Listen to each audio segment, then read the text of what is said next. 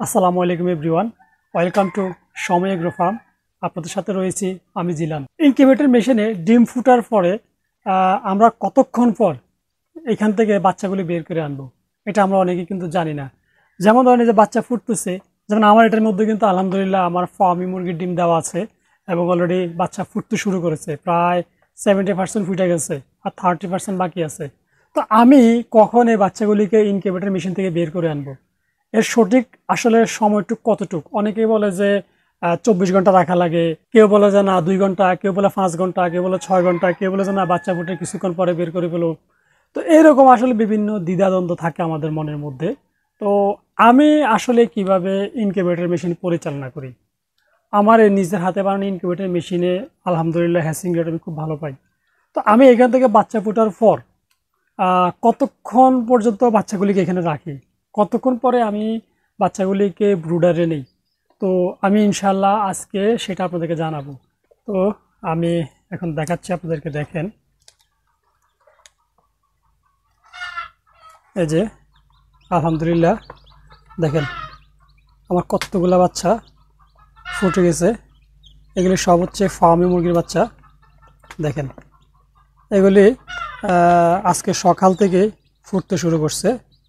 আমি এখানে 30টা ডিম দিছিলাম ফুটার জন্য, তো আর কয়টা আছে, 2টা 4টা 6টা 8টা 10টা 11টা এখনও বাকি আছে।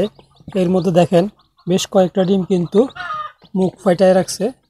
আশা করি এগুলো আজকের মধ্যে বের হয়ে যাবে। তো এই যে যেমন দেখেন এই যে একটা, এটাও ইনশাল্লাহ আজকে বের হয়ে যাবে।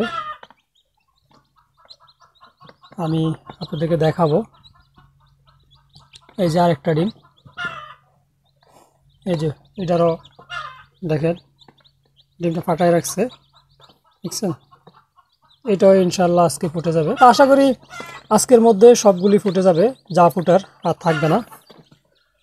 তো আমি এই বাচ্চাগুলিকে কতক্ষণ রাখবো আমার এই ইনকিউবেটর মেশিনের ভিতরে? আমি কি করি, এই যে দেখেন আমার এই বাচ্চাগুলি এখনও কিন্তু ঝরঝরে হয় না, দেখছেন?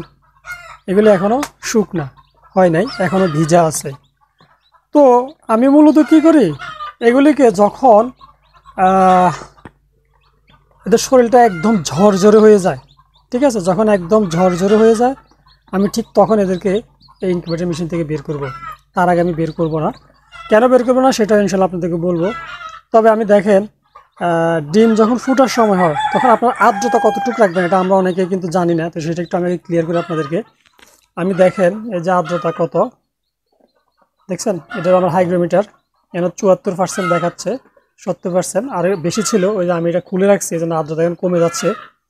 তো আপনাদের ডিম যখন ফুটার সময় হবে তখন অবশ্যই আর্দ্রতা আপনারা 70 বা 75-এর উপরে করে দেবেন, ঠিক আছে? সেটা 80 85 90 হলেও কোনো সমস্যা নেই। আর আর্দ্রতা কেন বেশি রাখবেন সেটাও আপনাদেরকে ইনশাল্লাহ বলতেছি। আর যে টেম্পারেচার, এটা 37.7 ডিগ্রি সেলসিয়াসে লাইট বন্ধ হবে, 37.0 বা 36.9 ডিগ্রিতে লাইট অটো জ্বলে উঠবে। এটা আসলে কন্ট্রোলারে নিয়ন্ত্রণ করবে, এটা আমাদের কোনো হাত দেওয়ার দরকার নেই। আর অবশ্যই আপনারা প্রথম দিন থেকে 18 দিন পর্যন্ত তাপমাত্রা রাখবেন 50 থেকে 65-র মধ্যে, হ্যাঁ, 50 থেকে 60 বা 62 এরকম রাখবেন।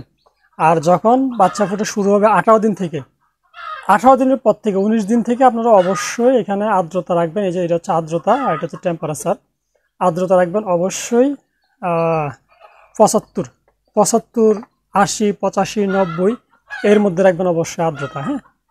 তাহলে কি হবে, আর্দ্রতা বেশি রাখলে যেটা হয়, এই যে ডিমগুলি দেখতেছেন, এই যে দেখেন এই যে ডিমের এই খোসাটা, এটা যদি আর্দ্রতা কম হয় তাহলে কিন্তু খোসাটা শক্ত হয়ে যাবে। তখন এই যে দেখেন এই যে ফাটাইতেছে, দেখছেন ওরা ইয়ে দিয়ে ঠোঁট দিয়ে কিন্তু ঠুকরিয়ে কিন্তু এই ডিমের খোসাটাকে ফাটিয়ে কিন্তু ওরা বের হয়।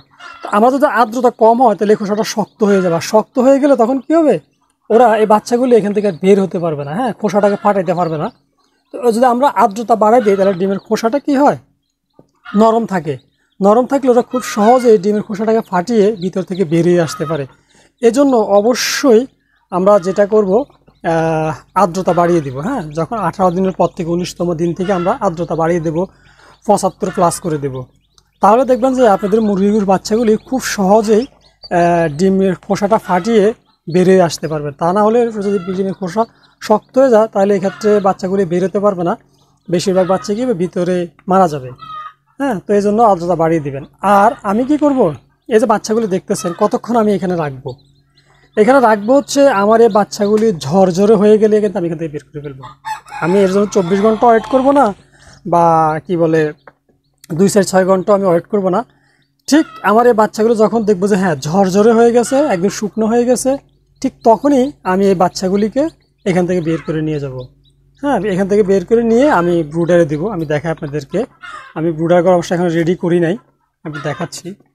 এই যে আমার এই যে এটা, এখানে আমি টাইগার মুরগির বাচ্চা ব্রুডিং করছিলাম, তো আমি এখনও এটা ব্রুডারে রেডি করি নাই।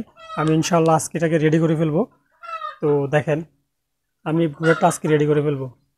আপনি অবশ্যই একদিন আগ থেকে ব্রুডার রেডি করা শুরু করে দেবেন, এবং ব্রুডারে বাচ্চা নেওয়ার ঠিক 1 ঘন্টা আগে লাইট জ্বালিয়ে রাখবেন। তাহলে ওই যে যেহেতু এরা একদম এখান থেকে তাপ থেকে বের হবে, 37.7 ডিগ্রি সেলসিয়াস থেকে বের হবে, ওখানে আমরা অবশ্যই 35 ডিগ্রি দিতে হবে, তো যেন ওরা তাপটা মোটামুটি অ্যাকুরেট পায়। ঠিক আছে, এই জন্য আগে ব্রুডার ঘর রেডি করে রাখবেন, লাইট জ্বালিয়ে 1 ঘন্টা আগে রাখবেন, তাহলে দেখবেন যে আপনার ব্রুডারটা গরম হয়ে থাকবে।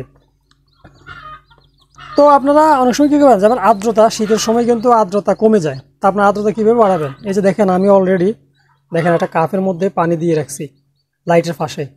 কি হয়, এই পানিটা কি হবে, আপনার লাইটের তাপে জলীয় বাষ্প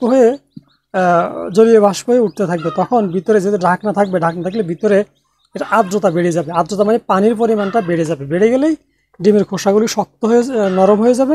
নরম হলে বাচ্চাগুলি খুব সহজে বেরিয়ে আসতে পারবে, আর বেরিয়ে আসলেই তখন যদি সহজে বেরিয়ে আসতে হয় তখন দেখবে যে আপনার বাচ্চাগুলি আর একটাও মারা যাবে না। তো আমি আপনাদের একটু দেখাই দূরে, দেখেন এই যে দেখছেন, আমার এই বাচ্চাটা দেখেন, এটা এখনও ভিজা। ঠিক আছে, এগুলি আমি শুকার একদম ঝরঝরে হওয়ার জন্য আমি অপেক্ষা করব। এই যে দেখেন, ওই যে এখানে আরও 2টা বাচ্চা শুয়ে আছে, সবগুলি বাচ্চা কিন্তু এখনও ভিজা, কারণ যেহেতু আজকে বেরিয়েছে মাত্র ডিম থেকে ফুটে, বেশি এখনও শুকায় নাই, তো জাস্ট শুকানোর জন্য আমি অপেক্ষা করতেছি। তো মূলত আপনারা এটাই করবেন। হ্যাঁ, ডিম থেকে জাস্ট বাচ্চাগুলি বের হওয়ার পরে ঝরঝরে হওয়া পর্যন্ত আপনারা অবশ্যই অপেক্ষা করবেন। এর আগে কখনোই বাচ্চাগুলিকে বের করবেন না। যদি বের করে ফেলেন তাহলে দেখা যাচ্ছে অনেক সময় বাচ্চাগুলি প্যারালাইজড হয়ে যাওয়ার সম্ভাবনা বেশি থাকবে। তো এই জন্য একদম ইনকিউবেটর মেশিনে ঝরঝরে হওয়া পর্যন্ত রাখবেন, তারপরে যে আপনারা বের করে আনবেন, দেখবেন যে ইনশাল্লাহ আপনাদের বাচ্চাগুলি একদম সুস্থ থাকবে, আর ব্রুডিংয়েও কোনো সমস্যা হবে না। দেখেন এই যে ওর যতটুকু তাপ প্রয়োজন ও কিন্তু লাইটের নিচে গিয়ে সেভাবে তাপ নিচ্ছে। তো আসলে মূলত এই ছিল ভিডিওটা। আসলে জাস্ট আমাদের অনেকের মনের মধ্যে একটা ভ্রান্ত ধারণা থাকে, যে একটা কৌতূহল থাকে, বা আমরা অনেকে জানি না আসলে ইনকিউবেটর মেশিন থেকে কতক্ষণ পর্যন্ত বাচ্চাগুলি রেখে তারপরে বের করব। তো জাস্ট আপনাদেরকে একটা ধারণা দেওয়ার চেষ্টা করলাম যে আসলে এখানে কতক্ষণ পর্যন্ত বাচ্চা ফুটার পরে ইনকিউবেটর মেশিনের ভিতরে বাচ্চাগুলিকে রাখতে হয়।